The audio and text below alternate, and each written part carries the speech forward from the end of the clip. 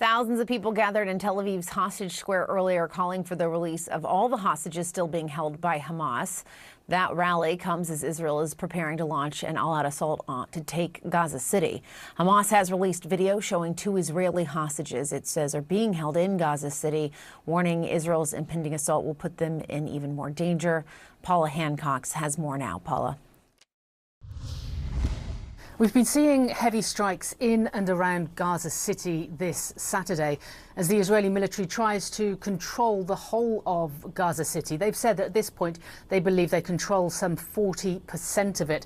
Now, we have been seeing as well the IDF targeting high-rise buildings in the city.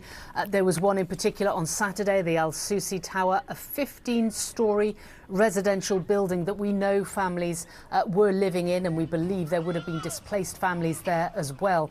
Now, the Israeli military issued an evacuation order and then just over an hour later struck the building, bringing it to the ground.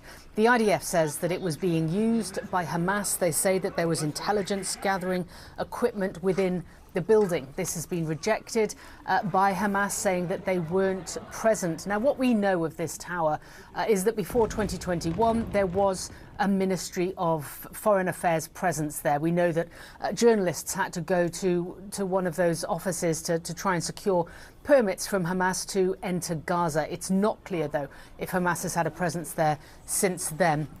Now, what this does is it increases the fear of the people in Gaza City, not knowing where is the least dangerous place for them to go to. There have been leaflets dropped by the Israeli military on Saturday morning telling residents and those displaced in the city to move south, specifically to go to Al-Mawasi, which the Israeli military calls a humanitarian zone.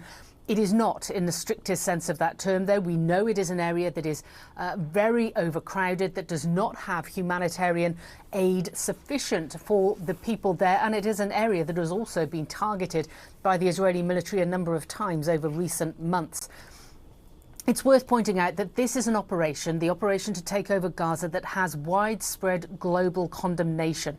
The United Nations, countries around the world are calling on Israel not to carry out these strikes and this effort to try and occupy the city. We also know that the top military general in the country, the head of the chief of staff, is also saying he doesn't believe that this should go ahead, according to 2 Israeli sources. He's concerned that the hostages would be at risk. He's concerned that soldiers will be at risk, and also that the humanitarian situation could get worse. Now, when it comes to the hostage situation, we also heard from the US President Donald Trump, and he really questioned whether or not the number of hostages still alive or believed to be alive that the Israeli military has put out is in fact accurate. There are 47 hostages that are still being held by Hamas and other groups that were taken on October 7th.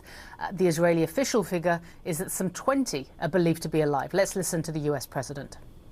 But you have many dead people that are coming out as part of the deal. It's 20 people, but I think of the 20, there could be some that have recently died, is what I'm hearing.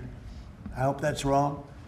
But you have over 30 bodies in this negotiation. Can you believe? I mean, we negotiate for people that are living here. We know that at least 30 people are dead, and we're negotiating to get them out. President Trump also said that he believed there shouldn't be these incremental releases of hostages, not 2 here, 2 there. He believes that all hostages should be released at once, which goes against the proposal on the table at this point, which was drafted by his own Mideast envoy, Steve Witkoff, alongside Israel. We know that the Israeli Prime Minister has also changed his strategy, saying he wants a full release of all hostages and a comprehensive deal. This shift in strategy, one of the main reasons really that the negotiations and the hostage ceasefire proposal deal have stalled. Paula Hancock, CNN, Abu Dhabi.